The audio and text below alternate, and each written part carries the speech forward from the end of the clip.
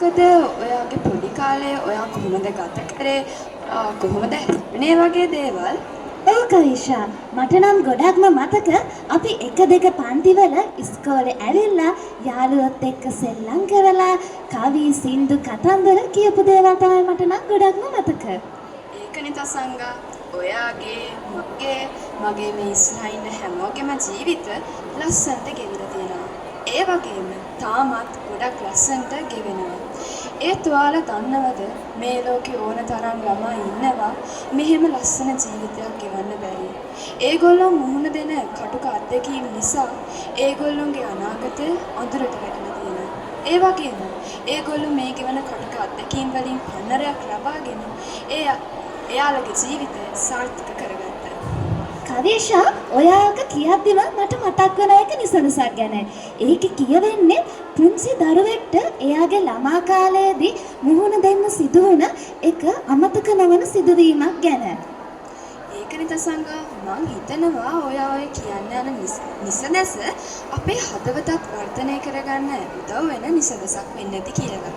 ඉතින් අවසරයි සංවේදී බස්සහරකින් ඔබ සියලු දෙනාගේම හදවත් ආමන්ත්‍රණය කිරීමට.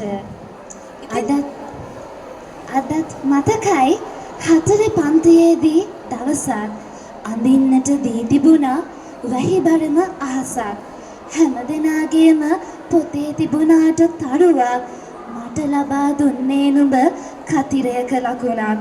මුළු චිත්‍රය පුරාවටම කළු පාට විතරක්.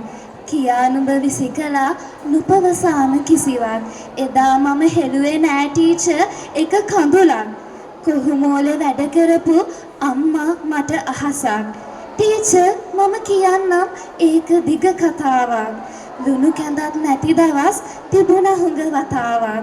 මග තොටේ අහම්බෙන් ඇහිඳගෙන තබාගත් කළු පාට කූරමට අදත් මහ කලාවක්. ඉතින් ඒ පුරුද්දට මම තවම අඳිනවා. දසදහස් වල ලංසු ඒවාට තැබෙනවා. වෛවර්ණ පාට මට අද හුඟක් තියෙනවා. ඒ වුණාට මම තවම කළු පාට සොයනවා. ඉතින් කවිෂා, ඔයාට මොකද්ද මේ නිසඳස ගැන හිතෙන්නේ? මට තේරෙන විදිහට නම් මේ නිසඳසේ කියවෙන්නේ පොඩි 4 පන්තියේ ළමයෙක්ගේ ජීවිත කතාවක් ගැන. ඒ කියන්නේ එයාට පොඩි කාලේ එයාගේ ටීචර් කියනවා එයාට අඳන් එන්න කියලා වැහිබර කාල ගුණයක් ගැන.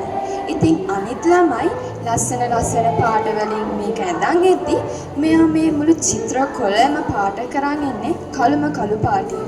ඉතින් ටීචර් මේක කළු පාටින් පාට කරලා තියෙනවා කියලා මේක විසික් කරලා දානවා. එයාට කිසිම දෙයක් කියන්නේ නැහැ. හිතන්න අපිට මේ වගේ දෙයක් වුණොත් අපි මොකද කරන්නේ? අපි අඬාවේ, අපි දෙමාපියන්ට ගිහින් කියාවේ. ඒ වගේ දේවල් තමයි අපි කරන්නේ. මොකද අපිට ඒක හුරු නැහැනේ. හැබැයි මේ ළමයා අඬන්නේ ඒ මුකුත් කරන්නේ නැහැ. ඒ සමහර විට එයාට මීට වඩා දුක් එයාගේ ජීවිතේ විඳින්න තියෙනවා වෙන්න පුළුවන්. මොකද එයාගේ අම්මා වැඩ කරන්නේ කොහොමෝලක. සාමාන්‍යයෙන් කොහොමෝලක රස්සාවක් කියන්නේ අපිට එදිනදා ජීවිතේ කන්න බොන්න විතරක් හොයාගන්න පුළුවන් රස්සාවක්. ඉතින් මෙයා කියනවා එයා මෙහෙම හරියාගේ චිත්‍රේ පාට කරේ එයා හම්බෙන් ඇහිඳගත්ත කළු පාට පැන්සලකින් කියලා. ඉතින් එයා කියනවා ඒ කළු පාට පැන්සලින් අඳින්නගත්ත චිත්‍ර තාම එයා ඒ විදිහටම ඇඳිනවා. හැබැයි වෙනස තියෙන්නේ කලින් එයාට නොලැබිච්ච ඇඟීම අද වෙනකොට ඕනටත් වඩා ලැබෙනවා. ඒ වගේම දැන් වෙද්දි එයාගේ මුළු ජීවිතේම පාට වලින් පිරලා තියෙන්නේ. ඒ වුණාට එයා කියනවා තාම එයාට වටින්නේ අර කළු පාට කියලා. එහෙම නැත්නම් සංග. ඔව් කවිෂා, ඔයා කිව්ව හරියටම හරි.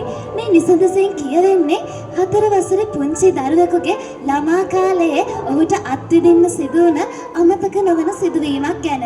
මේ දරුවගේ අම්මා වැඩ කරන්නේ කොහොමෝලක. ඔයාලට මතක නම් මේ නිසඳසේ එක පේලියක් තිබුණා කොහොමෝලේ වැඩ කරන අම්මා මට අහසක් කියලා. ඒකෙන් කියවෙන්නේ මේ පුංචි දරුවගේ මුළු ලෝකෙම උනේ එයාගේ අම්මා කියලා. මේ නිසඳසේ කිසිම තැනක ඒ දරුවගේ තාත්තා ගැන සඳහනක් වෙන්නේ නැහැ.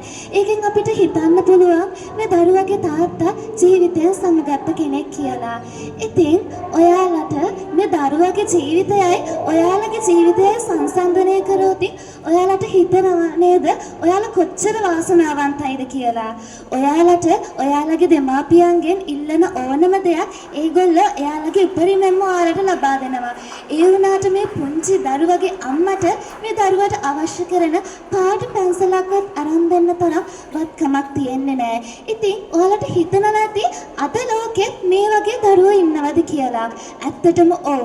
මේ ඇඹිලිපිටිය ප්‍රදේශයෙන් ඈතට වෙන්න තියෙන පුංචි ගම්මානවල අපිට මේ ජීවිත කතාවන් තියෙන ළමයින් හොයාගන්න පුළුවන්. ඉතින් ඇත්තටම සැබෑ මිනිහෙක් බවට පත් වෙන්නේ මිනිස් ආත්මයක් ලැබපු පමණින්ම නොවේ. එහෙම නේද කවිෂා? ඔව්. ඒ විතරක්ම නෙවෙයි. ඔයාලට මතක ඇති මේ නිසද්දසේ අවසානට මෙන්න මෙහෙම පදපේලි දෙකක් තියෙනවා. වයිවර්ණ පාට මට අද හොඟක් තියෙනවා. ඒ වුණාට මම තාම කළු පාට සොයනවා. ඔයාලා දන්නවද මේකේ වයිවර්ණ පාට වලින් කියන්නේ මොකක්ද කියලා?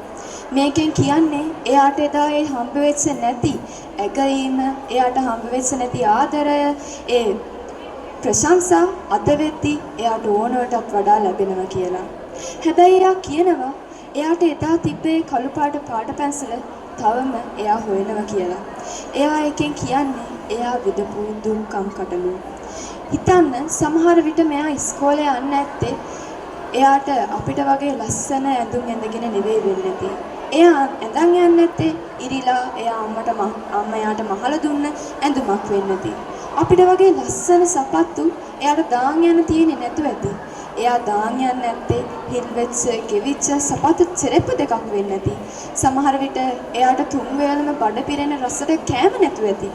ඉතින් මේ වගේ දේවලුත් එයා විද දරාගෙන අද වෙද්දි එයාගේ කළු පාට ලෝකේ එයා පාට වලින් ලස්සනට පාට කරගෙන තියෙනවා. ඉතින් හිතන්න මේ වගේ පින්නවත් නැති ඔයාලා වගේ අයට කොච්චර ඈත දුර පියාඹල යන්න පුළුවන්ද කියලා. ඉමක් කොනක් නොපෙනෙන තරම් දුරට ඔයාලට පියාඹල යන්න පුළුවන්. ඒ වගේම තමයි මේ ළමයා එදා එයාගේ ගුරුවරයා කරපු දේ පස්සට ගියා නම් එයාට අද මේ වගේ තැනකට එන්න හම්බෙන්නේ නැහැ. ඉතින් හිතන්න ඔයාට හම්බෙන අභියෝග වලට ශක්තිමත්ව හොඳ හදවතකින් මුහුණ දෙන්න ඕනේ. ඔව් කවිෂා, මම හිතන්නේ අපි මේ නිසඳසේ අර්ථය ඔක්කොම කිව්වා කියලා. මේ කෙටි කාලය තුලදී මේ නිසඳසේ ගැඹුරුම අර්ථයන් වලට අපිට යන්න වෙලාව මදි වුණා. අපි හිතනවා මේ නිසඳසෙන් ගන්න පුළුවන් සැබෑම අර්ථයට අපි සාධාරණයක් ඉෂ්ට කරා කියලා. ඔව්.